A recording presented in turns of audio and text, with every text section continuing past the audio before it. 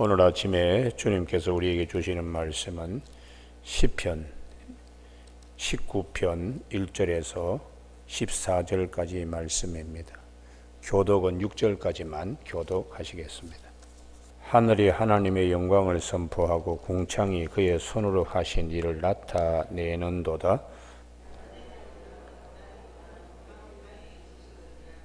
언어도 없고 말씀도 없으며 들리는 소리도 없으나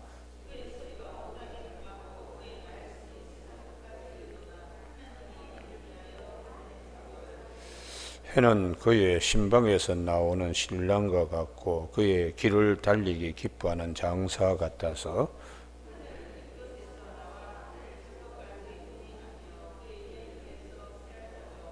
14절 다 같이 합독하십니다. 시작. 나의 반석이시오 나의 구속자이신 여호와여, 내 입의 말과 마음의 묵상이 주님 앞에 연락되기를 원하나이다. 아멘. 성도에게 주시는 영광과 은혜라는 제목으로 말씀을 나누겠습니다. 14절에 나의 반석이시오 나의 구속자이신 여호와여, 내 입의 말과 마음의 묵상이 주님 앞에 연락되기를 원하나이다. 참으로 귀한 말씀입니다. 이 시편 19편은 하나님께서 우리에게 계시를 주시는데 1절에서 6절까지는 자연 계시, 자연을 통하여 하나님이 우리에게 말씀하시고 7절부터 이하에 말씀으로 우리를 계시하시는 그 말씀에 대한 말씀입니다. 오늘 아침 그럼 1절부터 하늘이 하나님의 영광을 선포하고 궁창이 그의 손으로 하신 일을 나타내는도다. 하늘과 궁창을 보면 하나님의 작품이라는 거죠. 하늘을 보고 궁창을 보면 이 하늘과 궁창, 궁창과 하늘, 이걸 보면 그 하늘이 하나님이 나를 만드셨어. 하늘의 무수한 별들이 하나님의 솜씨야. 이렇게 하늘과 궁창이 하나님을 계시하신다는 것입니다. 2절 말씀에 날은 했는데 이거 원문은 옆에서 낮입니다. 낮은 낮에게 말하고 밤은 밤에게 지식을 전하니, 말하고 하는 단어는 샘물이 막 용출하듯이 흘러나오다, 이런 이제 의미를 갖는 히브리어인데요. 낮에 그 하루만 끝나는 것이 아니고 끊임없이 낮이 또 밤이 또 낮이 이렇게 그냥 낮과 밤이 교차되는 걸 참 신기하게 보는 것이죠. 이 시간의 변화 속에서도 낮과 밤을 주장하시는 하나님, 참 대단하신 분이십니다. 3절 언어도 없고 말씀도 없으며 들리는 소리도 없으나, 인간의 언어로가 아니라 자연을 통한 하나님의 영광은 이와 같다는 것이죠. 말로 어떻게 표현할 수가 없는 신묘막청하신 하나님, 자연 속에 감추어져 있는 하나님의 그 큰 은혜는 4절 그의 소리가, 이 밑에 나눠져 보시면 그의 줄이 그랬는데 이게 햇살입니다. 햇살. 그러니까 햇살을 보면 해가 비치는 소리, 그 줄 온 땅에 통하고, 아침에 우리가 약간 옅은 안개가 졌을 때 그 햇살이 안개나 구름 사이로 이렇게 그냥 줄을 내리면서 하는 그런 것들을 보면 기가 막히죠. 참 영광이고 찬란합니다. 그의 말씀이 세상 끝까지 이르도록 다 하나님이 해를 위하여 하늘에 장막을 베푸셨도다. 그 햇살이 나올 때 보면 하늘의 모든 이 세상이 마치 신랑이 신방에서 나오는 것 같이 아주 밝은 얼굴로 이 햇살이 비치는 것이죠. 5절 해는 그의 신방에서 나오는 신랑과 같고 징글벙글거리면서 나오는 신랑처럼 햇살이 우리에게 그렇게 밝은 미소로 여러분 이걸 볼 때 우리 마음도 기쁘지. 할렐루야. 하루의 일과는 이렇게 시작되어야 됩니다. 그의 길을 달리기 기뻐하는 장사 같아서 하루 종일 해가 그냥 아침에 떠서 저녁에 질 때까지 쉼 없이 온 세상을 밝게 하고 햇살을 주고 식물을 자라게 하면서 하늘 이 끝에서 나와서 하늘 저 끝까지 운행한다. 그 낮 시간에 이 낮에 해가 하는 것 보면은 참 기가 막히다는 거예요. 해 하나만 보더라도 이렇게 기가 막히는데 이것을 하나님이 지으신 하나님께 14절에 나의 입술로 하는 기도, 나의 마음에서 읊조리는 기도는 얼마나 감사할까. 할렐루야. 예. 이게 이제 우리가 우리 아침에 우리 침묵 기도할 때 내 입술의 말과 내 마음의 묵상이 하나님께 연락되기를 원합니다 하는 것이 시편 19전 14절에 근거하고 있는 것이.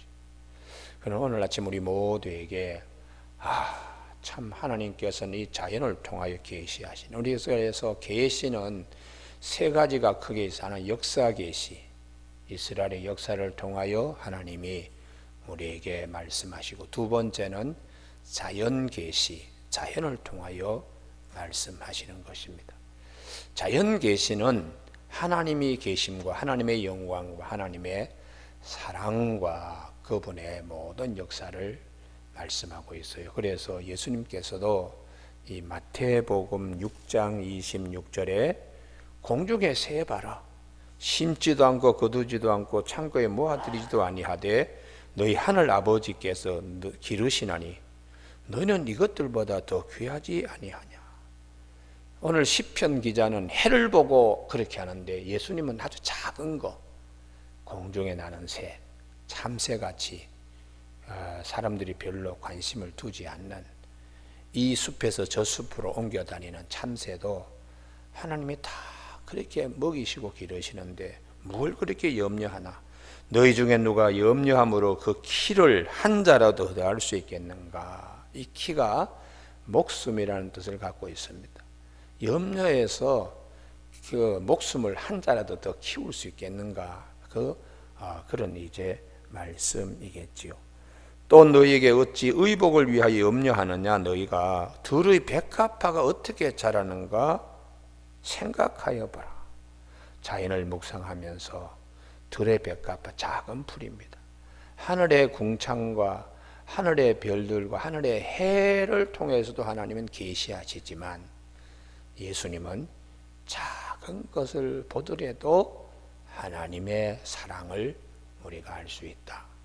그래서 들의 백합화가 어떻게 자라는가 생각하여 보라. 수고도 아니하고 길쌈도 아니하느니라. 그러나 내가 너희에게 말하는 솔로몬의 모든 영광으로도 입은 것이 이 꽃 하나만 갖지 못하였느니라. 오늘 있다가 내일 아침에 던져지는 들풀도 하나님이 이렇게 입히시거든. 하물며 너희일까 보냐. 믿음이 작은 자들아. 이렇게 주님이 말씀해 주셨습니다. 우리는 자연을 통해 하나님이 우리에게 계시하시고 더 귀한 계시는 특별 계시로 말씀을 통하여 계시하십니다. 그래서 우리는 7절 이하에 보시면 여호와의 율법은 완전하여 영혼을 소생시키며 여호와의 증거는 확실하여 우둔한 자를 지혜롭게 하며 여호와의 교훈은 정직하여 마음을 기쁘게 하고 여호와의 계명은 순결하여 눈을 밝게 하시도다. 여호와의 도는 정결하여 영원까지 이루고 여호와의 법도 진실하여 다 의로우니 해서 하나님의 말씀을 6번 다양하게 펼치고 있어요.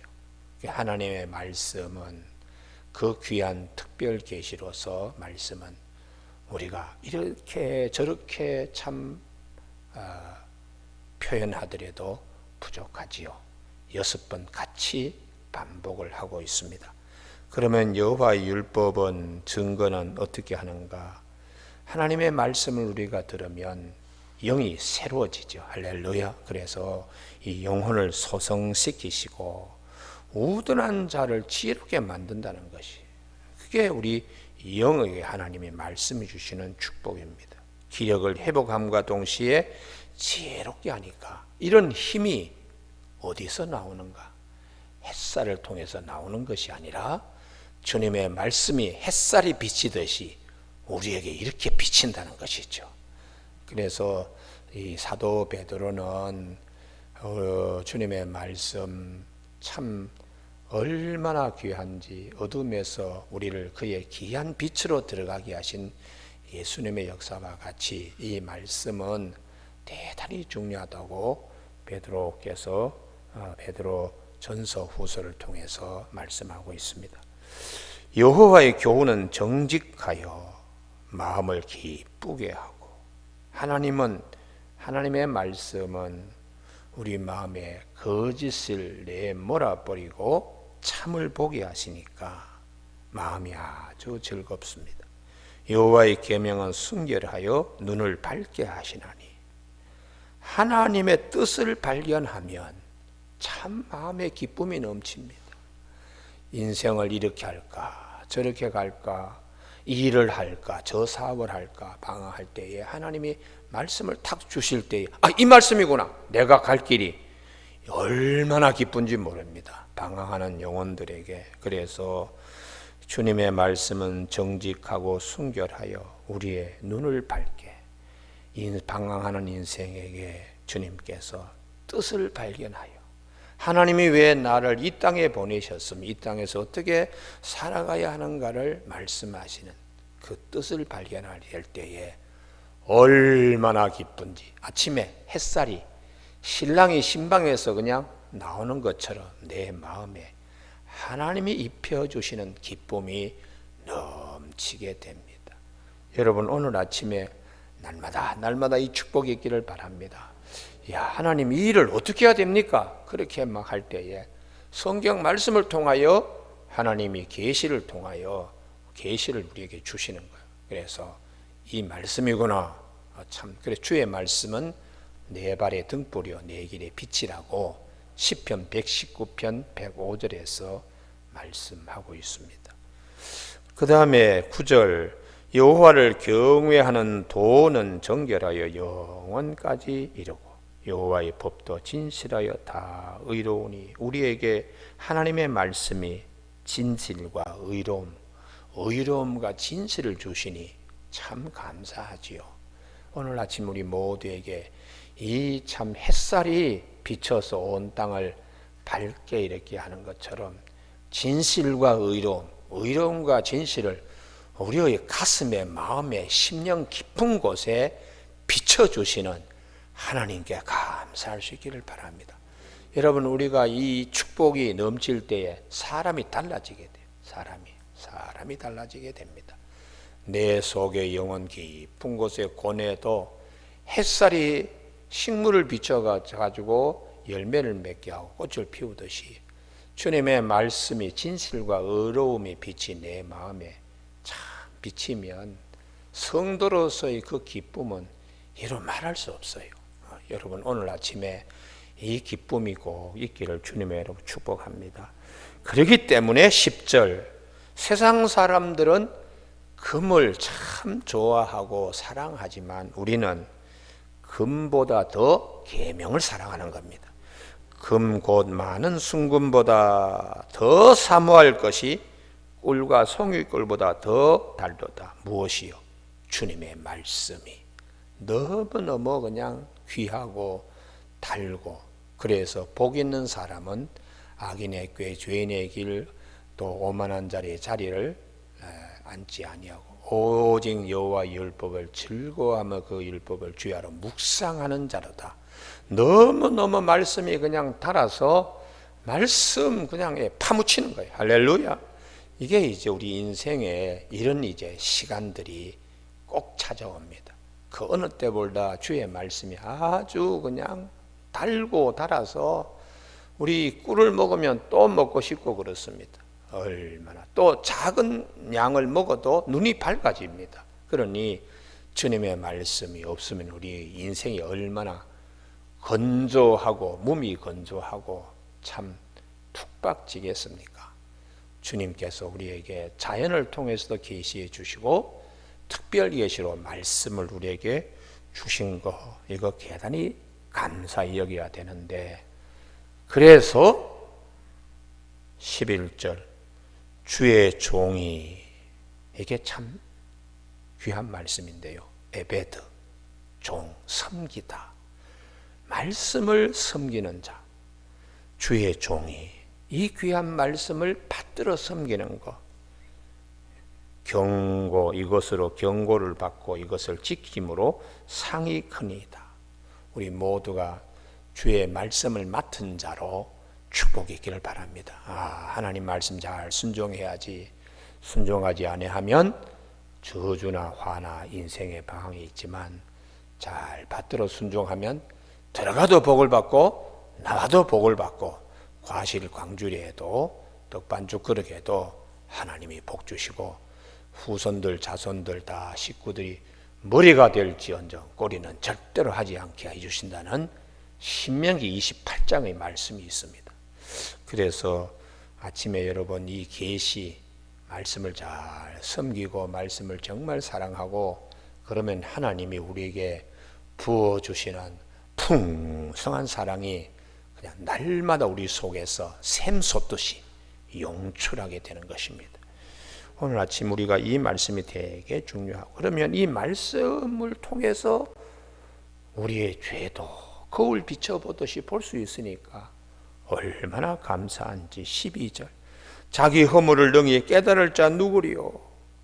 말씀의 거울을 주셔야지 하나님 앞에서 무엇이 흠이 되는지. 참 귀한 말씀입니다. 말씀의 거울을 주시니까 이 말씀을 보고 나를 숨은 허물에서 벗어나게 하시는 은혜가 있어요. 이게 죄이구나. 우리가 말씀을 모를 때는 인간의 본능적으로 그냥 막 하는 거, 그거 그냥 당연히 생각을 해요. 근데 말씀의 거울에 딱 비춰보니까 이게 큰 죄구나. 이걸 이제 우리가 깨닫게 되니까 가장 큰 죄는 살아계신 하나님을 부인하는 거, 아니 뭐 내가 그냥 사는 거지 이렇게 생각하는 사람들, 이 말씀의 거울 자의언을 통해서도 하나님이 당신을 계시하시고 성경 말씀을 통해서도 당신을 계시하는데도 아주 뻣뻣한 거요. 아니 교회는 왜 다니나, 왜 그냥 하나님을 섬기냐, 다른 종교도 그냥 충분히 살아가는데 부족함이 없는데 이런 식의 생각들을 하는 분들, 이게 자기가 하나님 앞에서 어떤 죄를 짓는다는 것도 모르고 있는데 말씀을 하나님이 거울로 우리에게 주심으로 이게 죄구나 이렇게 깨닫게 된다는 것이에요. 여러분 오늘 아침에 말씀을 참 사랑할 수 있도록 주님의 이름으로 축복합니다. 그리고 우리가 살면서요, 성경책, 자기가 늘 눈물로 기도한 눈물 자국도 성경책에 있어야 되고, 손때 묻은 성경책, 그리고 메모한 성경책, 이게 꼭 있어야 됩니다. 꼭 있어야. 젊은 세대는 스마트폰에 다 내장이 되어서 스마트폰 그게 업그레이드 될 때마다 또 새 것이 나오면 또 버리잖아요. 사랑하는 그 손때 묻은 것들이 남지 않습니다. 손때 묻은 것이 남지 않습니다. 그래서 유대인들은 왜 그분들은 과학에 제일 첨단, 노벨 수상자 가운데도 3분의 1이 유대인들인데 그분들은 손때 묻은 성경책을 아주 귀하게 여깁니다. 귀하게. 그 가정에 가더라도 또 그들이 시나고그 회당에 갈 때도 들고 갑니다. 다 얼마나 귀한지요. 아침에 여러분 하나님 앞에 내가 부름받는 시간에 이 많이 본 성경책이 마지막 남습니다. 마지막. 제가 장례 집례를 하러 이렇게 가다 보면 성경책 없는 성도들이 있어요. 영적은 앞에 있는데 성경책이 없어. 그러면 당황을 하는 거예요. 그래서 사모님 성경책 좀 빌려주세요. 우리 집사람은 성경책을 영정 앞에 놓고 예식을 치르는 경우도 간혹 있습니다. 그래서 내 속으로 그럽니다. 아니 돌아가신 분의 성경책을 집에 없나? 아니면 평소에 교회를 안 다녔나? 참 여러 가지 생각이 들어요. 어떻게 인생을 이렇게 살아왔나? 뭐 이런 여러 가지 생각이 들어요. 여러분 오늘 아침에 주님의 말씀을 사랑하고 손때 묻은 성경책을 갑으로 남겨주는 축복들이 있기를 바랍니다. 제가 어느 이 장로님이라고 장로님 한 분이 뭐 저희 교회에 등록은 안 하셨는데 한번 코로나 오기 전이었죠. 집에 이제 신방을 오라고 해서 한번 갔는데 성경책을 이렇게 자랑하는 거예요. 이분이 서울 상대를 나오신 분인데 자기 선친이 성경책 많이 본 걸 자기 집안 자랑하면서 참 이거 옛날 성경인데요 그러면서 하길래 참 귀한 가정이다. 부인 되는 권사님도 이화여대를 나오신 분이고 하니까 저보다 뭐 연배가 한 10년 이상 되시는 분이니까 되게 참 그 당시는 인텔이 괜찮지요. 인텔이 괜찮은데 그분들이 자랑할 것은 조상이 보여주는 성경책이 성경 다 그냥 닳고 해지고 그냥 볼펜과 연필로 이렇게 옆에 써놓은 성경책 그걸 이제 들고서 저 앞에 자랑하더라고요. 목사 앞에서 뭐 예금 통장을 자랑하겠어요? 땅 문서를 자랑하겠어요? 뭘 자랑하게 해야 되겠습니까? 우리 어른께서 신앙생활을 이렇게 열심히 하다가 돌아가셨기 때문에 저도 참 공직생활 잘하고 또 우리 자녀들도 참 훌륭하게 잘 키울 수 있게 되어서 너무 감사하다고. 두 내외가 복된 가정입니다. 복된 가정.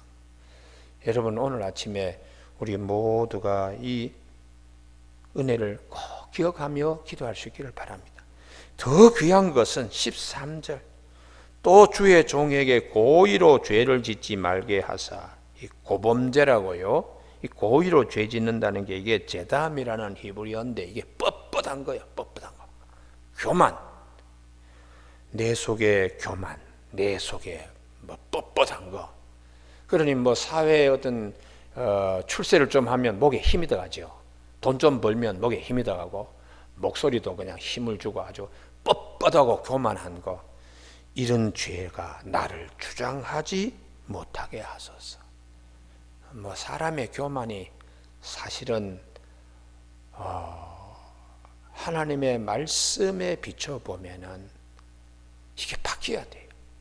겸손하고. 왜냐 그러면은 야고보 4장 6절이나 베드로 전서 5장 6절에 보면은 하나님은 교만한 자를 물리치시고 겸손한 자에게 은혜를 베푸시기 때문에 교만은 마귀로부터 온 영입니다. 마귀로부터 온 영이니까 그거를 짓지 못하게 그렇게 성경 말씀이 그 죄에서 벗어나게 하니까 하나님이 가장 싫어하는 것 거기서 벗어나게 하니까 너무 감사해서 주의 말씀으로 내 안에 진실과 의로움으로 거듭날 수 있습니다.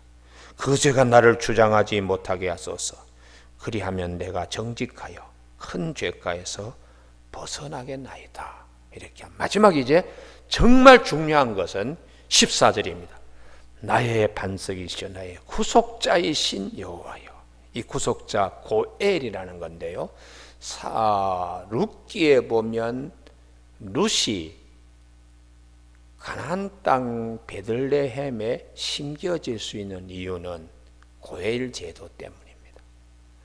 룻이 보아스에 의한 근족 관계에 있는 어떤 자를 보아스가 룻을 받아들여야 되는데 그러면 나오미 그 엘리멜론하고 이 엘리멜렉하고 그 형제들이 이 밭을 대신 누가 도로 사서 대를 이어가려고 그러면 제일 가까운 근족이 그것을 치루어야 되는 그런 이제 이스라엘 제도가 있어요. 그래서 보아스가 내가 1순위가 아니고 1순위인 저 사람이 그 대신 기업을 물을 책임이 있고 권리가 있으니까 성문에 많은 사람들을 모아놓고 이제 그 얘기를 하는 겁니다. 그때에 이 친족이 그러면 제가 책임지겠습니다.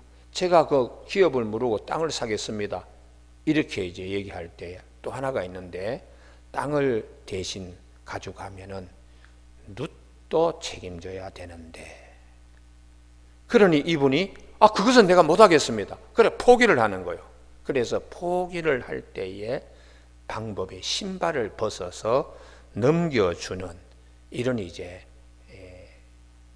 이벤트라 그럴까요? 그런 이제 습관이 있었습니다. 그래서 그 룻기 4장 8절에 이에 그 기업 물을 자가 보아스에게 이르되 내가 너를 위하여 사라 하고 그의 신을 벗는지라. 보아스가 장로들과 모든 백성이 이르되 내가 엘리멜렉과 기론과 말론에게 있는 모든 것을 나오미의 손에서 산 일을 너희가 오늘 증인이 되었고, 또 말론의 아내 모압 여인 룻을 사서 나의 아내로 맞이하고 그 죽은 자의 기업을 그의 이름으로 세워 그의 이름이 그의 형제 중과 그곳 성문에서 끊어지지 아니하게 함이 너희가 오늘 증인이 되었느니라 하니 하고 성문에 모는 사람이 다 그렇게 인정했다는 것이에요. 이 고엘 제도 이렇게 함으로 룻은 여호와의 총에 들어오지 못할 모압 여인이 베들레헴 땅에 심겨지는 축복이 있었습니다. 여러분, 우리 모두가 하늘나라에 심겨질 자격이 없어요. 그러나 우리의 죄값이나 우리의 모든 것을 주님이 대속 지불하셨으므로, 값을 치르셨으므로 하늘에 심겨지는 축복이 있습니다. 할렐루야. 그렇기 때문에 주의 성도들의 기도가 얼마나 값진 것인가. 아침에 햇살이 나오는 것처럼 값진 것이고, 말씀 곳곳에서 우리에게 향하신 하나님의 사랑 속에서 우리가 기도하는 것이니까 나의 입술의 모든 말과 나의 마음의 묵상이 주님께 연락되기를 원합니다 할 때에 이 기쁨은 이루 말할 수 없는 것입니다. 하늘나라에 심겨지는 기도니까요. 그래서 이 14절에 나의 반석이시여 나의 구속자이신 이 구속이라는 이 말씀 고엘이라는 이 것인데, 이게 룻기를 통하여 베들레헴 땅에 참 이방 여인이 심겨지는구나. 주님께서 베들레헴에 이제 오시잖아요. 그래서 우리 아침에 이 기도하실 때 주님의 이름으로 기도하는 것 정말 축복입니다. 요한복음 14장 14절에서 내 이름으로 무엇이든지 내게 구하면 내가 행하리라 그렇게 약속하세요. 그래서 우리가 기도라는 것은 해도 되고 안 해도 되고 기도하면 이루어줄까 이런 생각을 하면 안 됩니다. 왜냐 그러면 하나님의 말씀 속에서 이렇게 분명하게 우리에게 약속하시니까요. 아침에 우리 모두에게 내 입의 말과 마음의 묵상이 주님 앞에 연락되는 이 축복 가운데 우리가 날마다 기도 생활할 수 있는 저와 여러분이 되기를 주님의 이름으로 축복합니다. 기도하시겠습니다. 하나님 아버지, 아침에 떠오르는 해를 보고서 궁창과 하늘이 하나님의 솜씨와 위엄을 영광을 드러내고 또 우리를 사랑하여 주셔서 여호와의 율법, 주님의 말씀 우리에게 또한 허락하여 주시고 주님의 귀한 뜻과 사랑이 아침에 햇살이 비치듯이 우리 마음 깊은 곳에 비쳐서 무엇이 죄며 무엇이 은혜인가를 깨닫게 해주신 하나님, 은혜 중에 은혜, 우리의 구속자 예수 그리스도 때문에 하늘나라에 심겨질 수 있는 귀한 은혜 가운데 기도할 수 있는 거 너무나 감사합니다. 내 입의 말과 내 마음의 묵상이 늘 주님 앞에 연락되는 이 축복, 요한복음 14장 14절에 내 이름으로 주님께 기도하면 주님이 시행하신다고 하시는 말씀 꼭 기억하는 우리 모두가 되게 하여 주시기를 원하옵고 예수님의 이름으로 기도드립니다. 아멘.